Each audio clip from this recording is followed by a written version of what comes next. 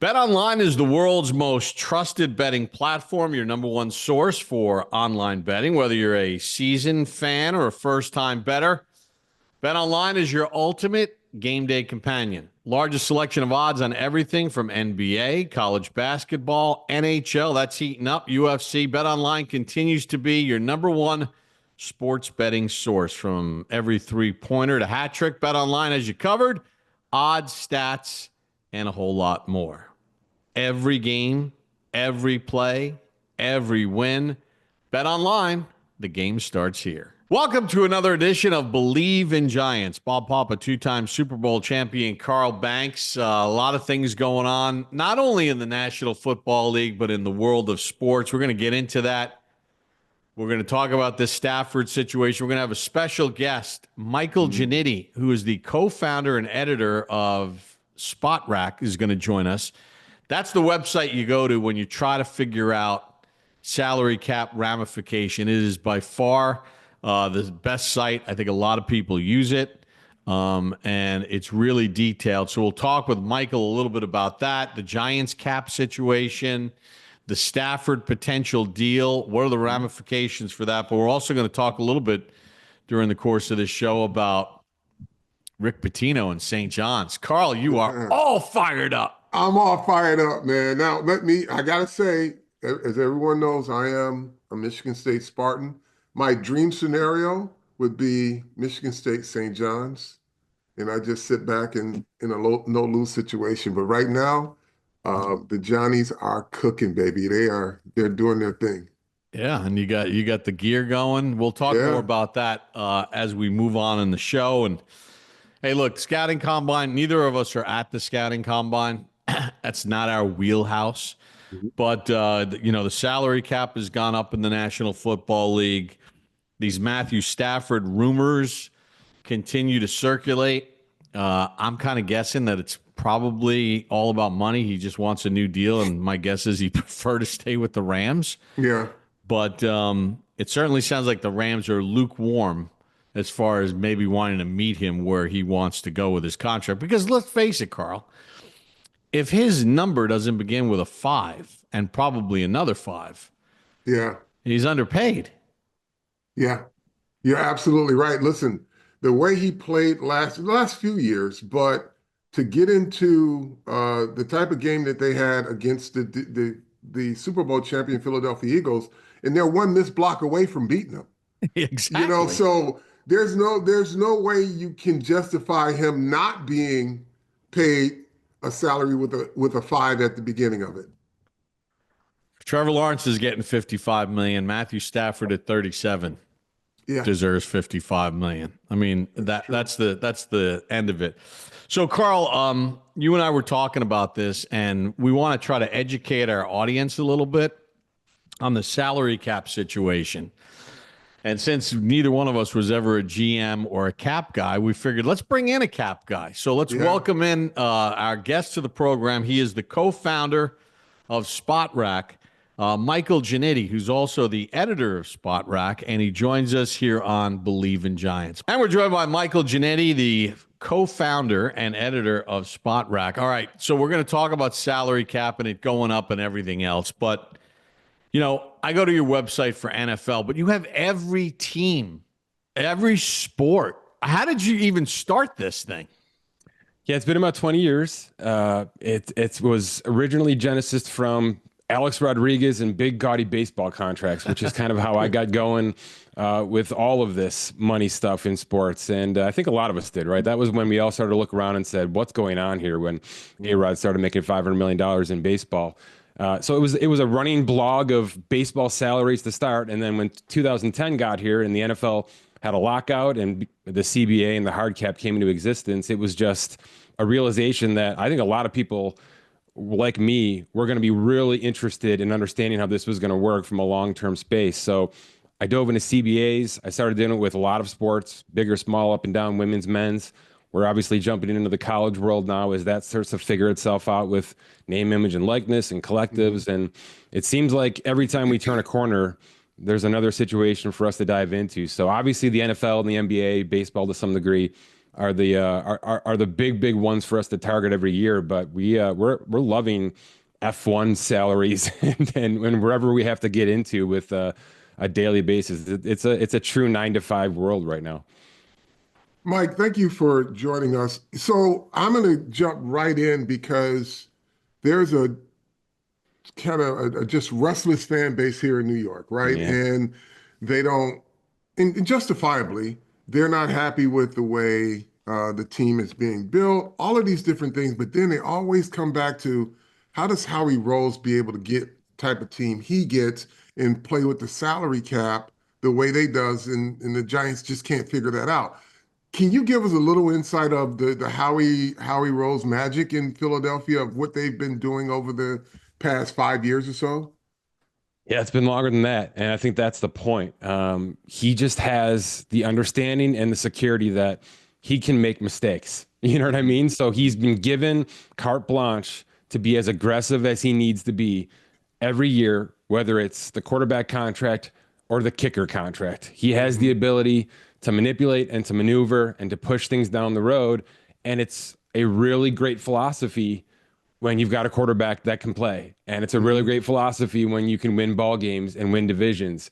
And as we're seeing in New Orleans right now, you know, for 10 years post Drew Brees, when that same philosophy is impacted and you don't have a successful team and a winning quarterback, it can be the absolute worst situation. And by the way, this is as bad as New Orleans has been in my 20 years of covering this. They are stuck in so many places that I'm not even positive they know right now how they're going to get cap compliant by March 12th. So it's the extremes, right? It's the all the way left and the all the way right here. Sure. And what Howie Roseman's been able to do is working because his players are responding and his coaching staff is putting a winning football team out there. But it's about basically saying, building right into the contract structures out of the gate, we are going to pay you the cash and worry about the cap later. And there's a lot of teams going in that direction.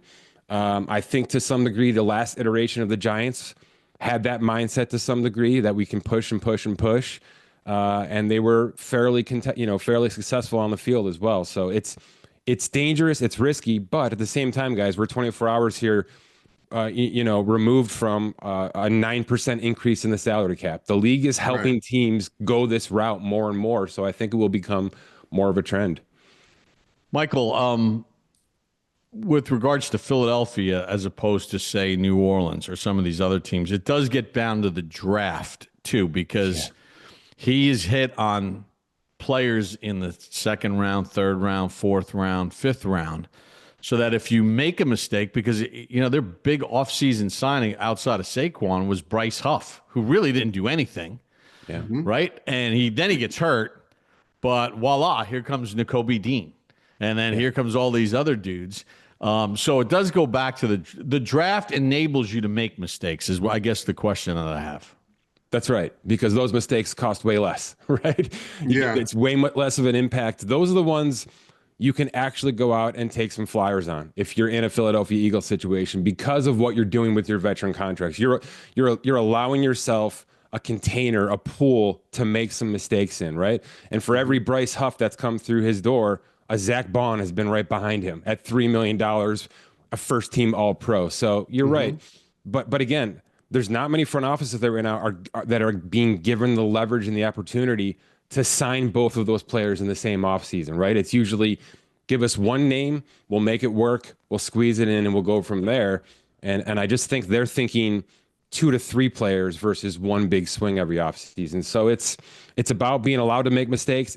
It's job security. Again, I'll say that till I'm blue in the face. There's so many. I think the Giants are the perfect example. There are decisions that are going to be made this offseason by the Giants because they are deciding for their job. They know they have a calendar year to fix things significantly, or they're probably going to be out the door. That's a big deal when it comes to March and April decisions. Well, here's the thing also, Joe Schoen has, had this mantra of not shopping hungry, right? Yeah. So they enter the draft and they enter free agency without a starting quarterback on the roster. My theory is that they're going to sign a vet and draft a rookie. Yeah. Right? I don't think they can afford not to because the situation they're in, It's just they've got to hit the ground running, right? And they can't stumble out of the blocks with a rookie and not knowing if he's going to come along. So that said, you can build a team through free agency as long as you can like Bob said, backstop it with the draft, or maybe you're backstopping your draft with free agency. But if you miss on a free agent, you find yourself not only in cap hell, but talent hell too, because that's been the Giants' thing, where they thought they could just fill a guy in and he would make the difference, right? And not have the infrastructure, I guess, if you will. And they would get, a wide receiver who didn't pan out and they thought he would be the guy, and they would get somebody else, and they was just drafting bad players. Yeah, Kenny Golladay. Yeah. And they were just drafting bad players, right? So then you look at the end of the year and there's all of this number, this cap hits they're getting, and they got to figure out how to dump a guy. Can't go out in the free agent pool anymore because you have no more money. Yeah. And they just didn't draft competently for a very long time. No question. It's the secret sauce, and it's been the secret sauce for 50 years, right? Mm-hmm. And maybe more importantly right now, especially for this franchise, because they're going to be paying premiums in free agency, and because of where they are on the standings, they're going to be paying double premiums, right? It's not just a New York market; it's a tough New York market right now, right? For both the Jets and the Giants, unfortunately, you're going to be doubling up just to get a guy in the house right now, and that's a tough place to be in. So it's an uber important draft. I'll say this, just quickly going through some offseason needs. You're dead on with a quarterback. There's 3 or 4 teams out there thinking exactly this. We're going to bring somebody in off the street, and we're going to draft somebody right behind him. And as bad and foolish as the Atlanta Falcons look right now because of the premiums they paid, they got a guy, right? They got a guy in 2025, and there's 6 or 7 teams that can't say that right now. So that's absolutely the mantra with that position. But from a global draft perspective, I'm actually Buffalo based. So Joe Schoen, Brian Daboll we're in my backyard for a bunch of years here. So I know a little bit about how they're thinking, and a draft that is top heavy with defensive linemen could not be more perfectly set up for Joe Schoen right now. It is absolutely where he lives. So I know that they have the first top 100 picks figured out right now, whether it's maneuvering or not. But positionally speaking, I guarantee you that this front office in New York right now knows exactly what their draft positions are going to be and what their free agent positions are going to be. They just can't miss. They just can't miss on any of it right now because it's that delicate and it's that important over the next 12 months. The cap went up 9%. And, it's a big number, went up to 279. Based on the international growth of the game and what the league is doing from a business side, can you hedge your bet if you're a GM and say, barring some kind of national catastrophe of some sort, why won't the cap continue to go up here over the next couple of years, and plot your strategy that way? No question. Before COVID, it was a pretty regular $15 million increase for a good 5-year run. And then obviously things had to change there for a couple of years, and there was some recuperation work that had to be done to the cap. And I'd be pretty comfortable saying, and we're gonna do as much on the site over the next 3 years, just as a future projection, at saying that the 10% barrier is probably the proper ceiling, a year in and year out. So if I'm sitting here as a front office trying to budget for where things are going to be, and by the way, that's franchise tags and restricted tenders and the rookie wage scale, right? All of those things slide forward based on those projections. So yeah, I'm sitting here saying 10% is probably the going rate for at least 4 to 5 more years, knowing that there's new streaming money, there's increased gambling money all coming in around it. Yeah, I think the gambling money, it really changed the dynamic. I mean, the owners can't find pockets deep enough to put that gambling money in, because it was the thing that everybody waited for, right? And we could see how even fans interact with players. You can tell the ones that bet on games, right? If it's fantasy or not, because it's not just, oh, you had a bad game. It's you, SOB, and I lost it. But so if you are looking at this class, right, and I'm not asking you to be a scout, but there's mixed reviews on this class of quarterback. right? And, there's this thing they call franchise, changing quarterbacks, right? I haven't heard that about this class. I've heard that these two kids are good, right? And when I hear that, I hear, is this Marcus Mariota and Jameis Winston draft, Yeah. right? And then what does that do to your franchise? Does that make it even more important to go out and get a really good free agent? And then that you're going to have to probably overpay a little bit for that, but you need to get the best quarterback you can if this class, if they evaluate this class and say they ain't as good as the worst of the best last year. Yeah. You know what I mean? So does that put more pressure on, like, okay, so let's just say Matthew Stafford, which I think, as Bob said, he's just kind of playing with the Rams to try to get more money. I don't think he wants to come. But then there's Aaron Rodgers hanging out there, which is always a crapshoot. And then it's Aaron Rodgers and the rest of them, right? So you could literally miss, let's just say, a guy like Kirk Cousins, who's you got to do a case study on him. He's hit the jackpot every single contract, right? But he's out there, and you're going to overpay for him probably because he has a horseshoe stuck up his butt, and he just continues to get lucky.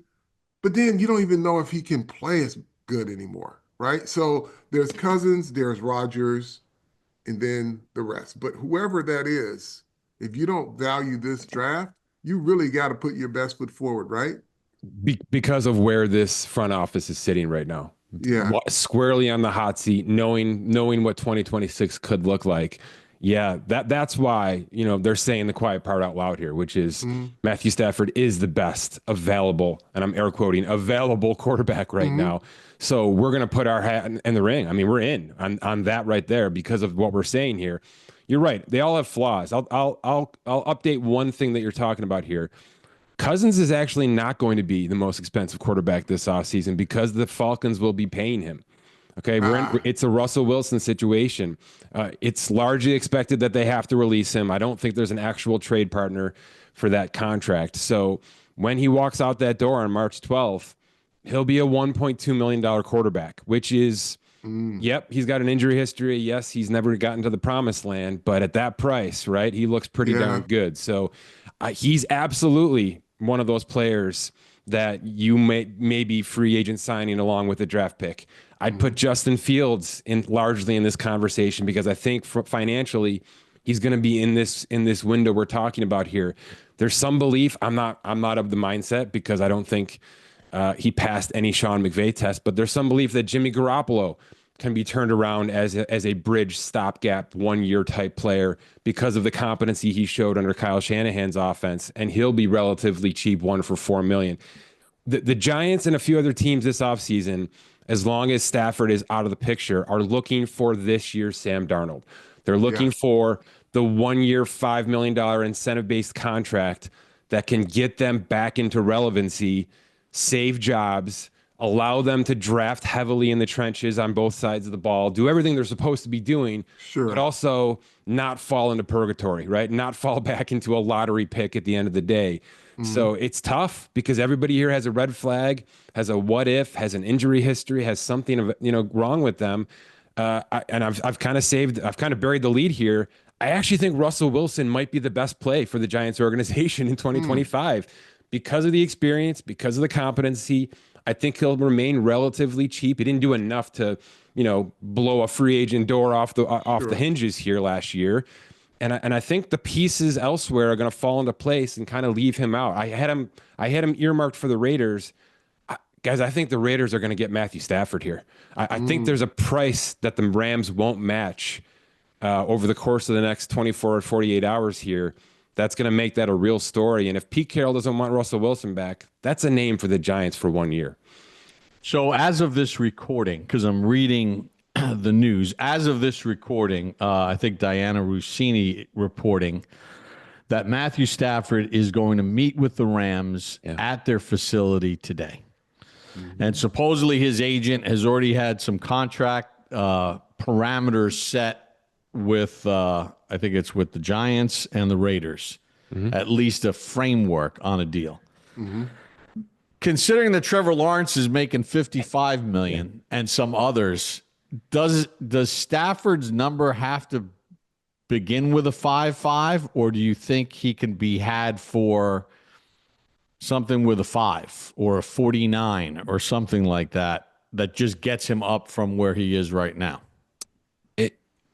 You could tell me either or at this point. All right, the quarterback is so powerful that any particular player playing above average football at that position can walk into a room and demand as high as he needs to. So I Bleav the Rossini numbers that the Raiders and the Giants have been in the $90 to $100 million guaranteed conversation on probably a 2-year deal. I Bleav it because there's no question that he's playing that type of ball even at 37 years old. Mm-hmm. I wouldn't necessarily sit here and compare his money to the Lawrences and the Jalen Hurts and the Jordan Love situations, just because, this is a stopgap. This is a plug and play.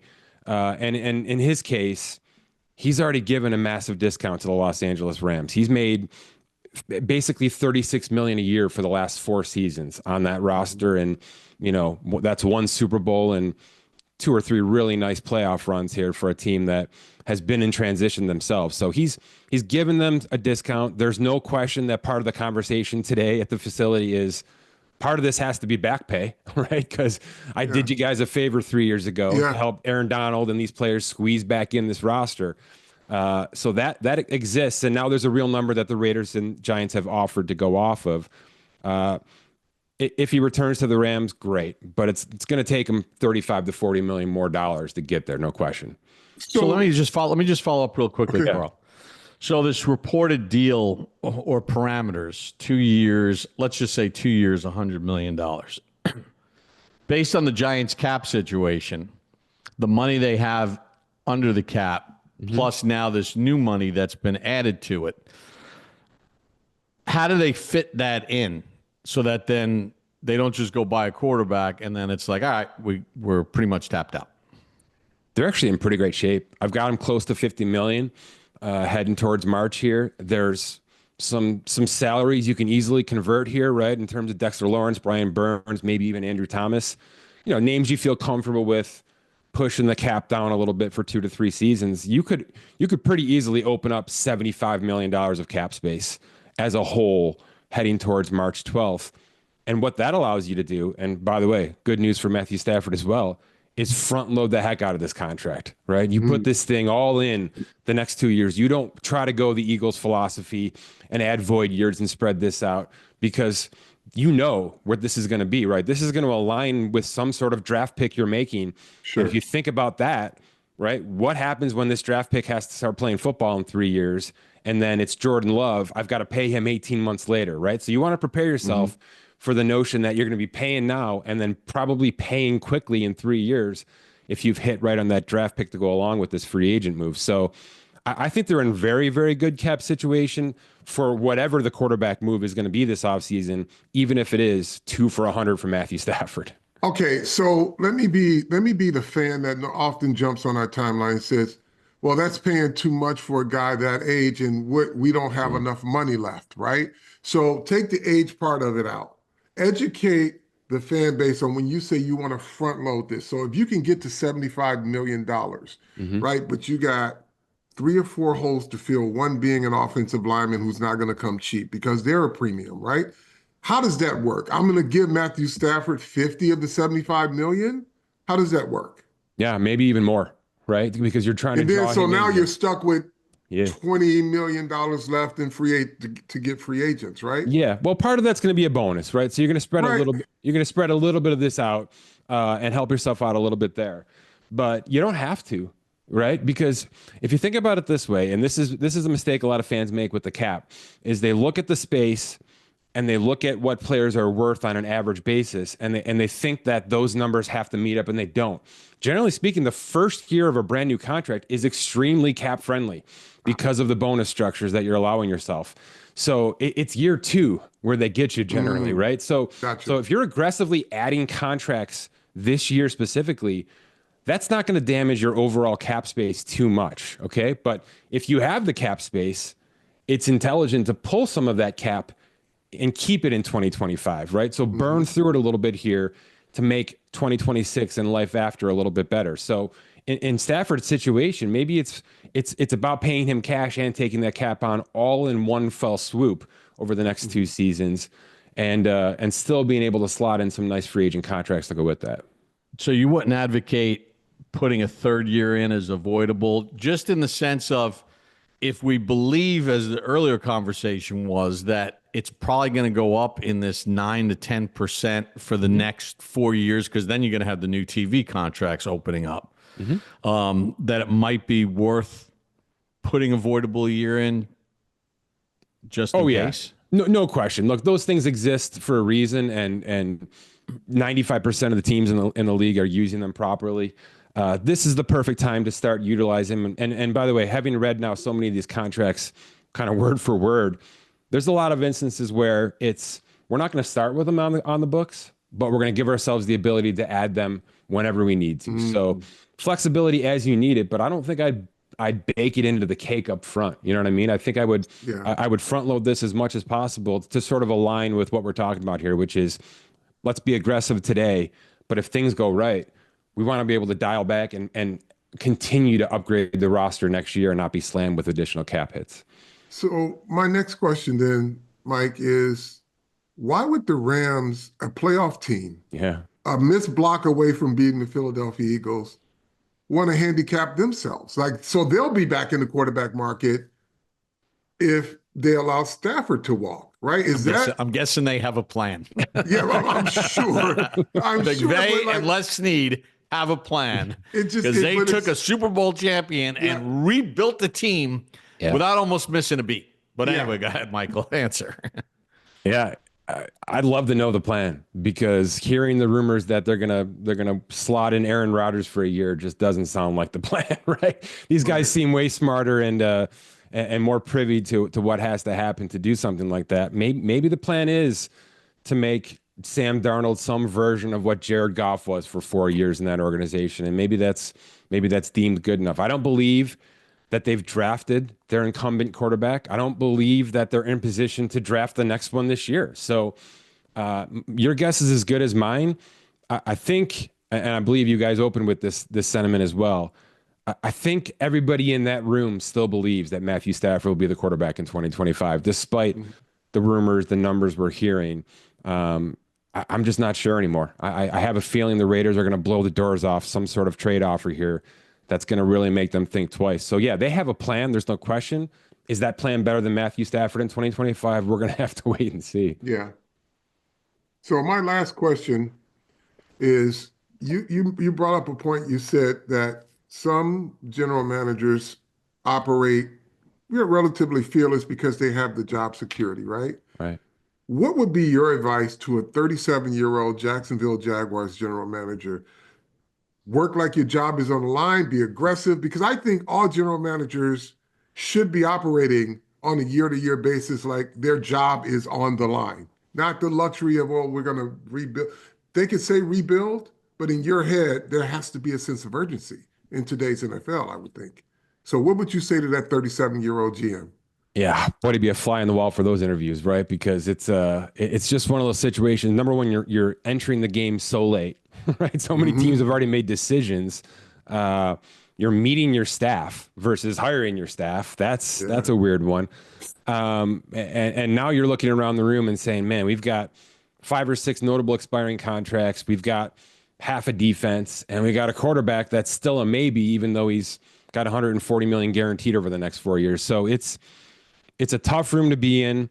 It's a tough first gig. There's no question about that. Yeah. I will say this, man, they've made a lot of mistakes, but they've also hit lightning in a bottle a couple of times, right? By being aggressive, by sort of doing what you're asking them to do, which is we're just going to continue to push the buttons down, right? They got way more juice out of a Blake Bortles career than I think most teams would have, right? Because they decided this guy's not great, but we can make him competent by forcibly drafting, by aggressively trading up in the draft.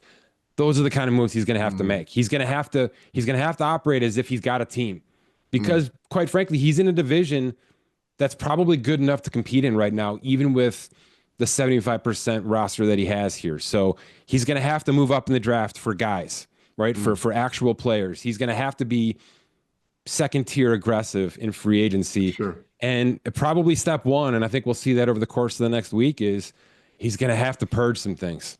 He's going to have to get rid of some players that maybe the last guy wouldn't have, because Balky has been shown to maybe hang on a couple years too long, even in his San Francisco days. He's going to have to purge pretty quickly here and start to hit that waiver wire pretty hard. So there's going to be no time to ramp up, despite the fact this is his first job.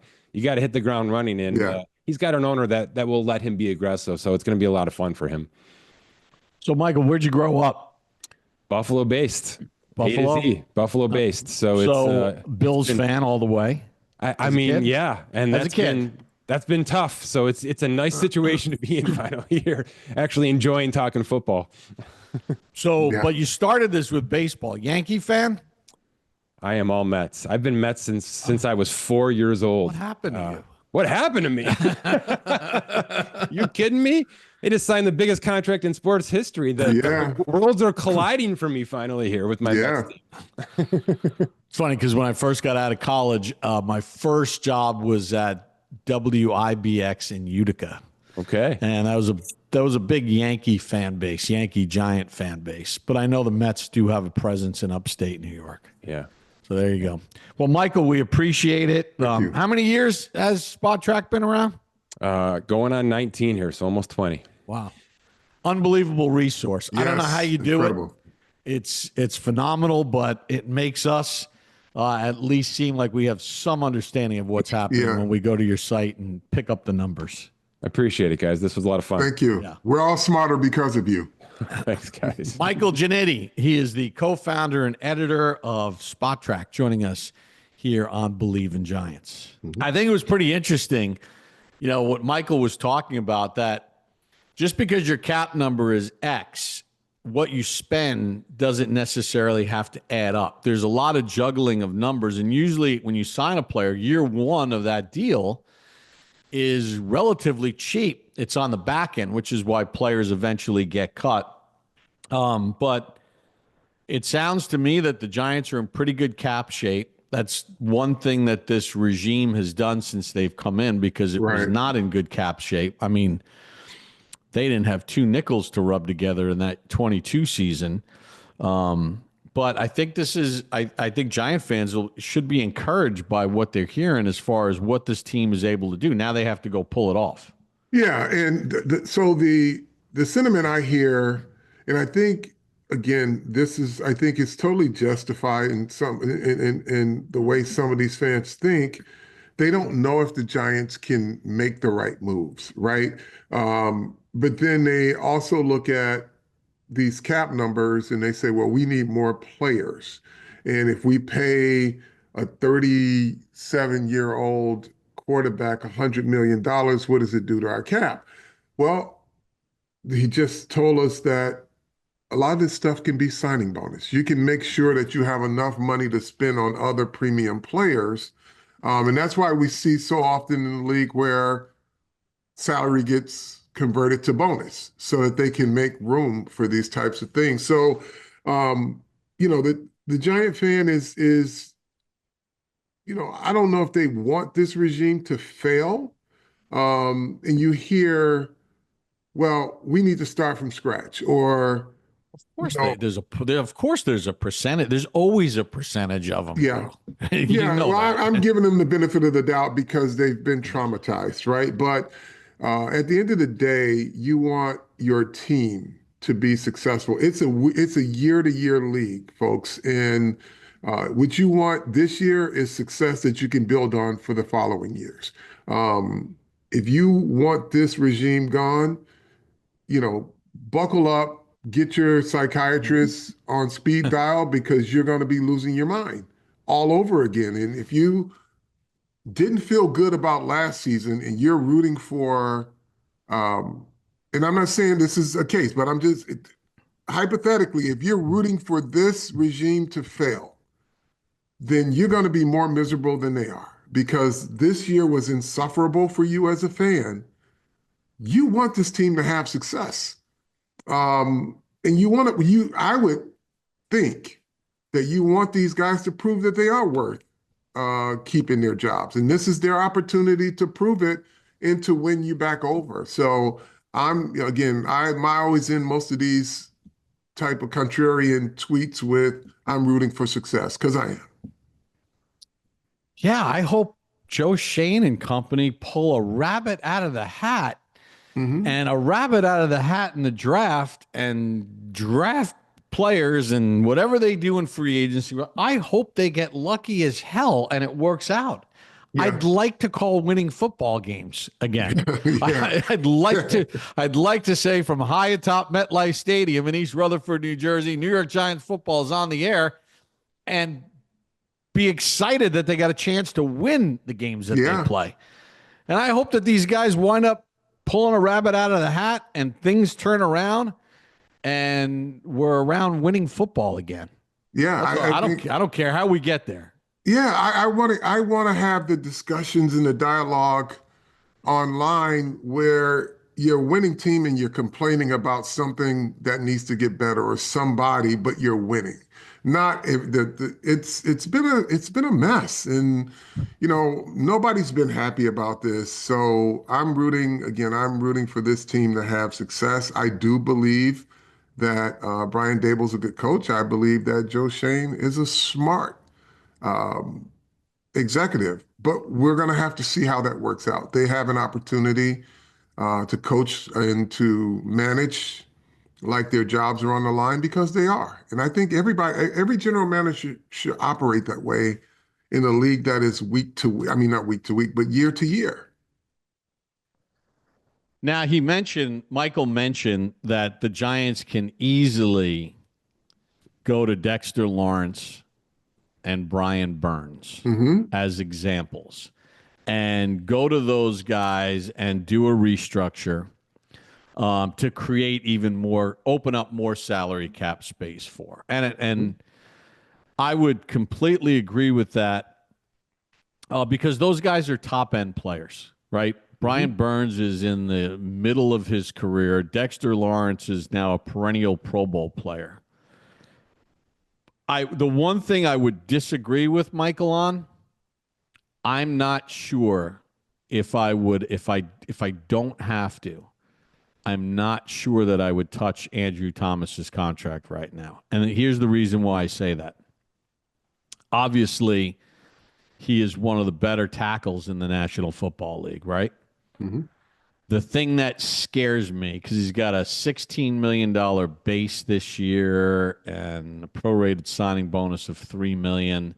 I'm just looking at Spotrac right now. His cap hit is $21 million, so you could clearly create cap space there. The thing that would worry me a little bit is that, Carl, he hasn't stayed healthy, right? So, like his dead cap number is $44.1 million right now, which obviously you're not cutting him. Right. And his dead cap number drops next year. And then, there's a potential out in 2027 on his deal. But I'd be a little bit concerned because I want to see him stay healthy. I don't want to kick the can down the road on his contract, and God forbid he gets injured again. Now you're sitting there and you're saying to yourself, man, the guy's always hurt. When he plays, he's great. I'm not sure if I want that salary cap hit hovering over me for a player that's off the field more than he's on. Yeah, and I think restructuring in the season doesn't help them this offseason. So we know that the team is better with him than without him. But I think with better players around him, it probably helps him stay healthier as well. But, if I were the Giants, I would get as much money as I can heading into free agency. I'm not opposed to messing with his contract if it doesn't mean extending years. I mean, if you've got to convert something into a signing bonus, it's his money anyway this year. So if you wanted to convert some of it to, add to the piggy bank of the salary cap, I would do that. I don't think that's a big risk. Let's just if you convert this year's salary, whatever his base is, and you put a portion of it as a bonus, if he got hurt, he was going to get his money anyway for this year. So why not try to add a little more to sweeten the pot a little bit for the investments that you got to make. So by the time this podcast drops on Friday, we may know that how Stafford's meeting with the Rams went, and if he really is in play or if he's not in play. And again, only Les Snead and McVay really know. But as we've said, they're a miscommunication away from possibly beating the Eagles or at least scoring a touchdown in the snow in brutal conditions with less than a minute to go in the game and having the lead in Philadelphia. I'm sure they have a plan, whether it might be Aaron Rodgers. It could be. If he's gone. So let's play this game really quick. Let's take Matthew Stafford off the board. Now, what are the Giants' options in free agency, right? You talk Russell Wilson. You talk Sam Darnold if he wants to be back in New York. Justin Fields. And did I say Russell Wilson? You said Russell. You got to throw Kirk Cousins on the table. Kirk Cousins, right? Because he's going to come the cheapest. So the thing that I like about Kirk Cousins, now I don't know where his arm, I don't know if his arm is shot or not, right? Like he was coming off an injury when we were down there and watched him play. Just watching him warm up, it was just watching him like a different player. Yeah, watching him warm up, it didn't seem like the arm had juice. But the one thing that I will say about Kirk Cousins, if he can play, if he's got juice, he's a hell of a leader.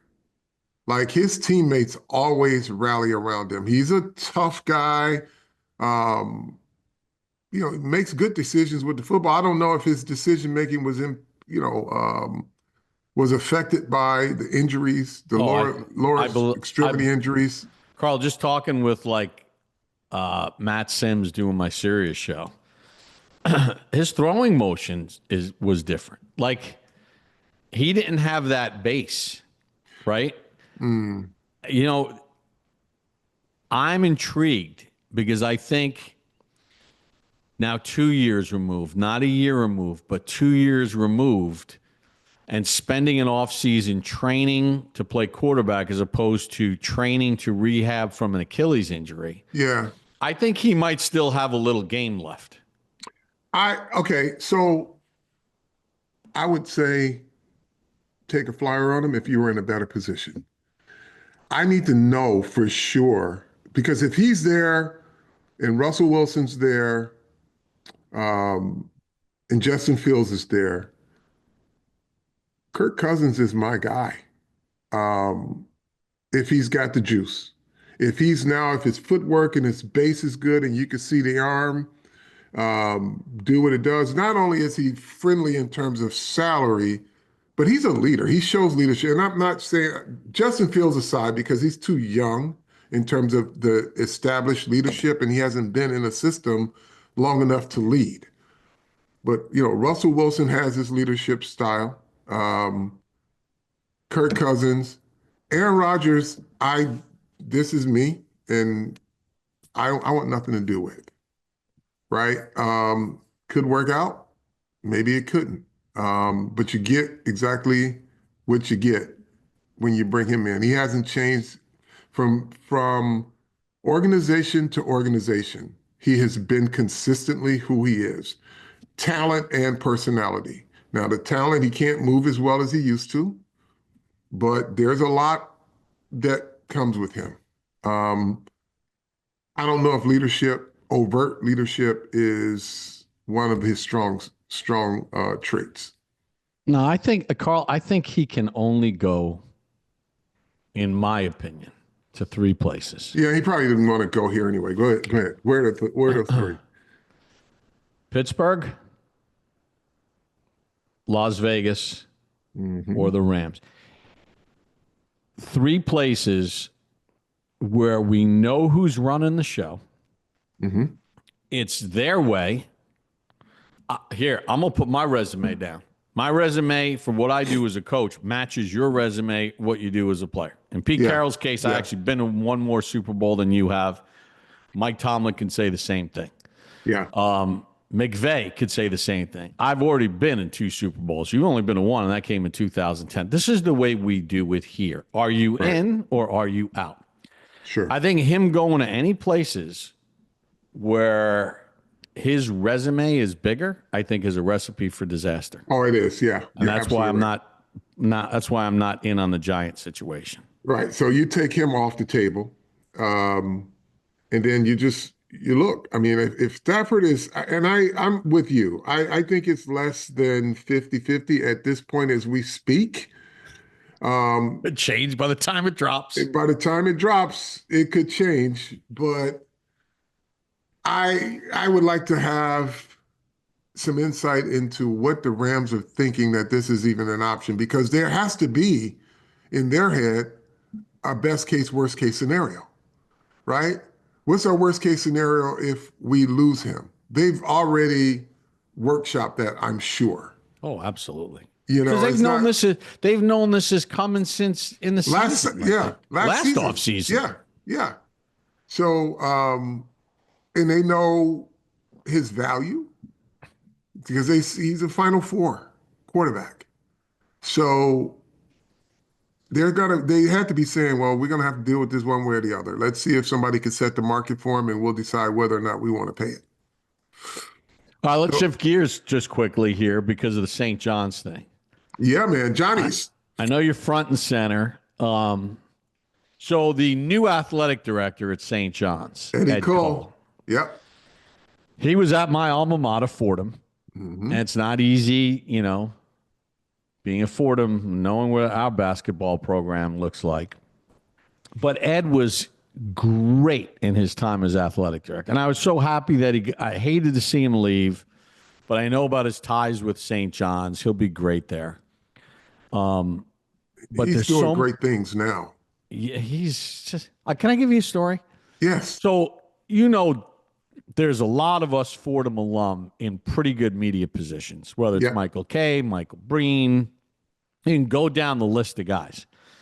He made it a concerted effort when he first got hired at Fordham to reach out to all of us and to bring everybody together, get everybody on board. And, you know, just little things like that. So now, but he inherited Pitino. Pitino was already there. My guess is they're gonna work very well together. But this energy to have New York City. I grew up in New York City, Carl. I grew up in the New York metropolitan area. I know all about the Rucker Playground and the history of basketball in New York. Obviously, the Knicks are a much better team than they had been for a long time.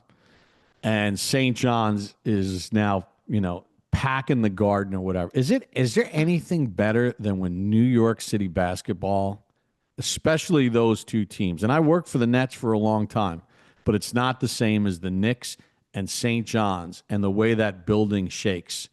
Man, it is such the energy around New York City basketball is just incredible. And the reason being is, you know, both New York teams have always been relatable, community centered, right? Like, you know, the Knicks are, you know, New York's team and people just relate to them, right? And then St. John is a team of the people. Like St. John's is there with right in the heartbeat of Queens, but they are like they're the blue collar college, right? This is the college of the people. And when you see the even if you go to Conoseca Arena, it's just a big community gathering that just comes out and roots for their team as if it were a big time. And I'm not discounting it, but it's the community feel of when you have a great high school team in your town, right? That's what Conoseca feels like. Like it's just incredible. People are out and everybody knows each other and they're just rocking with the team, man. Think about in the 80s, right? I mean, you had Conoseca, St. John's, you had Archbishop Malloy High School that was just churning out point guard after point guard under the legendary Jack Curran. I mean, the vibe. And they used to do the Catholic High School Championship game at Fordham. Yeah. And it was like, you know, Rice. And so good. Now, have you spent much time with Pitino? spent a little bit early, but not a whole lot. No, He's laser focused. yeah, and you know what? Here's the thing. Just because I know how these guys prepare, the last thing I want to do is have some conversation that means nothing to him getting his team ready. But his team, his support staff have been really great to me, and Ed has been great. But it's just and then here's the thing too. I absolutely love being an ambassador for the program, and it's just like again, I'm not a Johnny come lately. I've been here since the '80s, right? So I just love hanging out and talking to the fans and just enjoying every win with them. It's amazing, Carl. We always talk about culture change, new regimes coming, and Pitino is living proof that you can Yeah. change a culture. Yeah. Yeah. He has obviously he has a plan. He walked in the building with a plan. Um, and I always say, and they showed one of the clips on Vice where he was, really challenging in his team. And I said, I swear that if you turn back the clock and put Parcells' face on it, that was one of his team meetings, right? But he has a plan. It's not a 1 year plan, it's a 2 year plan. And everywhere he goes from year one to year two, it's appreciable progress. And then when you look at the same track, then it must be the DNA of great coaches because Bill Parcells had that same track. Year one, year two, everywhere he's gone. Starting with the Giants, right? Year one, they were about to after year one, they're about to fire him. Year two, he's in the playoffs, and then it goes and goes and goes. Um, he goes to the Jets, same thing. He goes to the Patriots, same thing. He goes to the Cowboys, same thing. So they have a plan. They have an idea of what it takes to win. And you mentioned laser focus.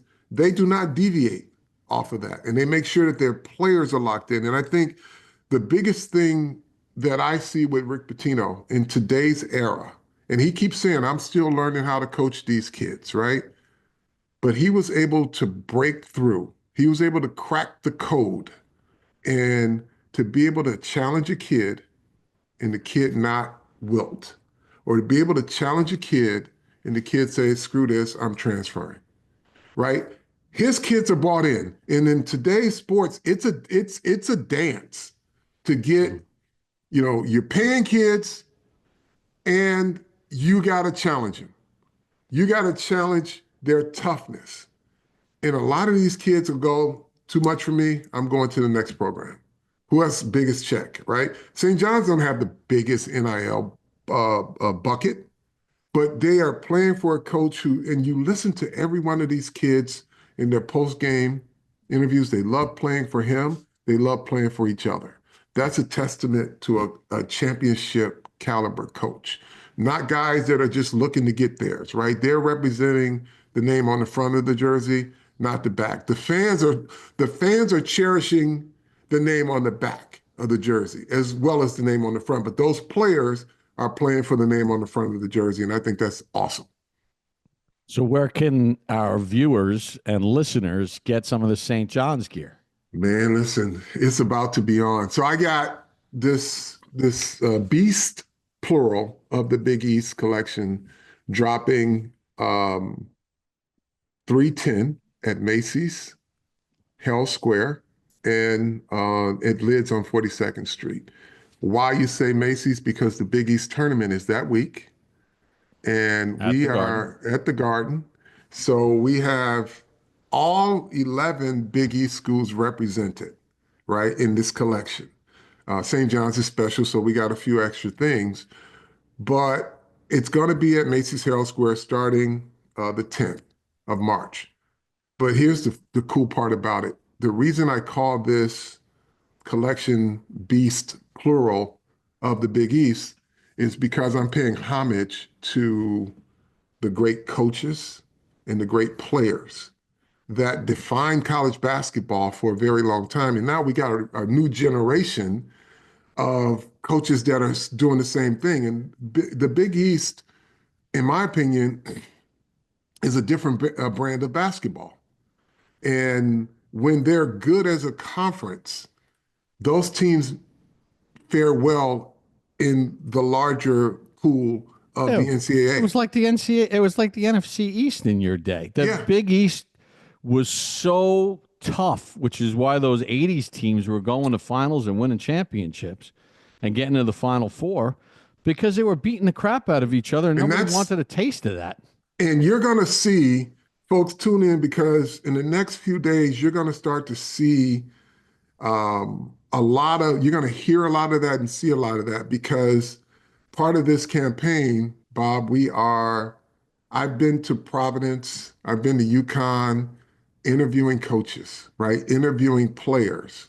So it's a whole immersive experience. And then we have the Big East Rewind podcast that's going to go live from the middle of Macy's during the Big East tournament. And they're going to be interviewing the likes of Rip Hamilton and Allen Iverson and those guys. So it's a big thing. Like we're really going all in on the Big East, and the beast of the Big East is exactly what it means. Like there was, again, great coaches that defined the sport, great players that defined the sport. A time when 4 Big East teams were in the Final Four. Like think about that. You talk about dominance of a conference, but then you look at the current group, like Villanova has a kid, Eric Dixon, who's leading the league in scoring, leading the country in scoring and in 3 points. He's big. He looks like he could be a defensive end, but he moves like a Charles Barkley.